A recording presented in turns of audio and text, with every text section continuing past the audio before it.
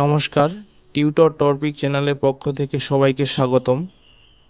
আজকে আমরা বিশিষ্ট সতীনাথ ভাদুড়ীর লেখা গণনায়ক গল্প অবলম্বনে মুনিমজির চরিত্রটি বিশ্লেষণ করব বা আলোচনা করব।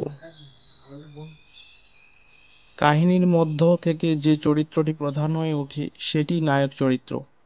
যে চরিত্র অন্য চরিত্রগুলিকে আশ্রয় দেয়, যে চরিত্রকে সামনে রেখে অন্য চরিত্রগুলি বিকশিত হয়, সেটি নায়ক চরিত্র। কাহিনীর জটিলতা, ক্লাইম্যাক্স, পরিণতি ও বিবর্তনে যে চরিত্রটির ভূমিকা সর্বাধিক গুরুত্বপূর্ণ সেটি নায়ক চরিত্র। সতীনাথ ভারতীর গণনায়ক গল্পের নায়ক চরিত্র মুনিমজি। গোটা জনপদ জীবনে সেই আশ্রয়দাতা হয়ে উঠেছে। গোটা জনপদ জীবন তাকিয়ে আছে তার দিকে। তেমনি হিন্দু মুসলমানের মিলিত অবস্থানে সেখানে সাম্প্রদায়িকতার সমূহ সম্ভাবনা ছিল, তা থেকে সেই রক্ষা করেছে। সাধারণ মানুষের কাছে যে হয়ে উঠেছে সাচ্চা আদমি। সে সুধানী গলার গোমস্তা। শনিবার রাতে গাড়ি নিয়ে চলেছে আরুয়াখোয়া হাটের উদ্দেশ্যে। পথে নানা বাধা, গুঞ্জন, দেশভাগের বিষয় স্পষ্ট হয়ে উঠেছে। সেই কমিশনের সিদ্ধান্ত নিয়ে সে পৌঁছেছে হাটে। সকলেই আজ মুনিমজিকে ঘিরে ধরেছে।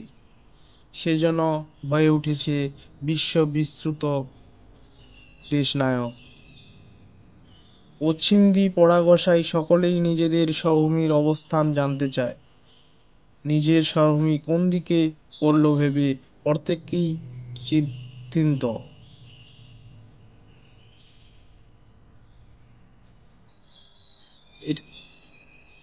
সকলের কাছে আশ্রয়দাতা হয়ে ওঠে মুনিমজি।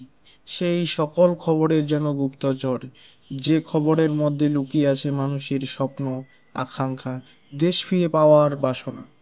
দ্রুত অবস্থা পরিবর্তন ঘটতে থাকে, ক্রমাগত শরণার্থীদের আগমন ঘটে। সকলেই যেন মুনিমের কাছে আশ্রয় পেতে চায়। মুনিমও সকলেই সান্ত্বনা দেয়, ভরসা জোগায়। কত লোক মুনিম সাহেবের ক্যাম্পে সুখ দুঃখের কথা বলতে আসে। তিনি কাউকে আশ্বাস দেন, কাউকে রামজির শরণ নিতে অনুরোধ করেন, কাউকে ধৈর্য ধরতে বলেন, কারো কাছে বা কংগ্রেস সরকারের দুর্বল নীতির নিন্দা করেন। অবস্থা পরিবর্তিত হতে হতেই মুনিম নির্ভরতা বৃদ্ধি পায়। সে সম্প্রদায় নিয়ে ভাবিত নয়। হিন্দু মুসলিম রাজবংশী সকলের জন্যই সে চিন্তিত। সকল জনগোষ্ঠীর আশ্রয়দাতা হয়ে ওঠে মুনিমজি।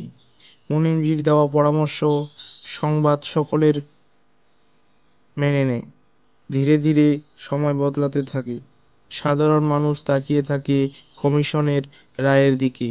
কিন্তু গ্রামে তো কমিশনের রায় বহন করে আনবে মুনিমজি। এখানে বিবাদ বাঁধলেও সংঘর্ষ হয়নি। হিন্দু মুসলিম দুই শ্রেণীকেই শান্ত করেছে মুনিমজি। সে শরণার্থীদের কিভাবে একটু সুবিধা করে দেওয়া যায় তা নিয়ে ভাবতে থাকতো। সকলেই মুনিমের কাছে প্রশংসা করছে। জনপদের মধ্যে সেই যেন হয়ে ওঠে আশ্রয়দাতার নায়ক। মুনিম সাহেবের কর্মক্ষমতায় বিহার, বাংলা দুই দিককার সরকারি কর্মচারীরাই সন্তুষ্ট। কলকাতার রিলিফ সোসাইটি তার প্রশংসায় পঞ্চমুখ। হিন্দুরা সকলেই তার কাছে কৃতজ্ঞ। মুসলমানরা তার উপর একবারে বীতশ্রদ্ধ নয়। সে জানে দেশভাগ আটকানো সম্ভব নয়। রাষ্ট্রের বড় বড় নেতাদের সিদ্ধান্তকে বদলে দেওয়া সম্ভব নয়। সেই সিদ্ধান্তকে মেনে নিয়েও জনপদকে যতটা শান্ত রাখা যায় সে চেষ্টাই করে গেছে। সে সাধারণ মানুষকে হুকুম দেয়, কুলের এপার ওপারের লোকদের মধ্যে ঝগড়াঝাটি নয়। 15ই দুই দিকের প্রাণখোলা উৎসব করতে হবে। যা হওয়ার হয়েছে। সাধারণ মানুষের মধ্যে উত্তেজনার পারদ চড়তে থাকে। 2 দিনের মধ্যেই সমস্ত পতাকা বিক্রি হয়ে যায়। ইতিমধ্যেই কমিশনের রায় বেরিয়ে যায়। শ্রীপুর মালদা পড়েছে হিন্দুস্তানে। হরিপুর তিতলিয়া থানা পড়েছে পাকিস্তানে। মানুষ আগেই পতাকা নিয়ে নিয়েছে, কিন্তু অঞ্চল ভিন্ন হওয়ায় পতাকা অবমাননা হতে পারে। তাই হিন্দু অঞ্চল থেকে পাকিস্তানের পতাকা নিয়ে গিয়ে মুনিম পাকিস্তান অঞ্চলে বিক্রি করে। পাকিস্তান অঞ্চল থেকে ভারতের পতাকা নিয়ে এসে ভারতে বিক্রি করে। সে জানে পতাকা মাত্রই মহৎ। যে কোনো দেশের পতাকাকে রক্ষা করা ভিন্ন দেশের মানুষেরও কর্তব্য। সেই মহৎ কাজ করে গেছে মুনিমজি। সকালে পাকিস্তানের ফ্ল্যাগ আর রেখো না, আমার কাছে দিয়ে দাও, আমি গভর্নমেন্টের কাছে জমা করে দেব। হিন্দুস্তানে পাকিস্তানের ফ্ল্যাগ রাখা বারণ। এই ফ্ল্যাগ চলে গেছে তিতলিয়ায়, সেখান থেকে ভারতের পতাকা ফিরিয়ে নিয়ে এসেছি। কমিশনের রায় প্রকাশ পেতেই পশ্চিম দ্বীপ পালাতে চেয়েছি, কিন্তু হিন্দু মানুষের হাতে ধরা পড়ে যায়। পশ্চিম দিকে রক্ষা করে মুনিমজি। সকলে মনিমের কাছে জয়ধ্বনি দেয়।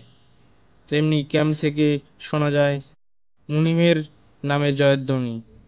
সে হয়ে ওঠে গণজাগরণের নায়ক।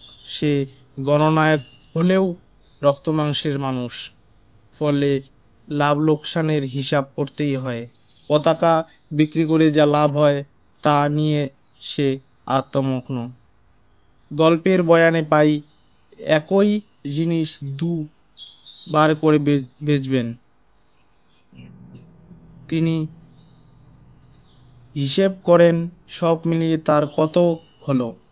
কমিশন অনেককেই অনেক কিছু দিয়েছে, আবার অনেক কিছু নিয়েছে, কিন্তু এই কমিশনের রায়ের কমিশন বাবদ তার প্রাপ্য তিনি পেয়ে গিয়েছে। হিসেবে কোথাও ভুল হয়নি। মাথায় আসে খদ্দরের টুপির ভাবনা, আবার ভাবে রামজি যা দিয়েছেন তাই যথেষ্ট। সে হয়ে ওঠে গল্পের নায়ক, গণনায়ক, জনসাধারণকে বাঁচিয়ে রাখার নায়ক। ভিডিওটি মনোযোগ সহকারে দেখার জন্য সকলকে ধন্যবাদ। এরকম আরও ভিডিও পেতে গেলে চ্যানেলটি সাবস্ক্রাইব করো এবং তোমাদের বন্ধুদের মাঝে শেয়ার করে দাও।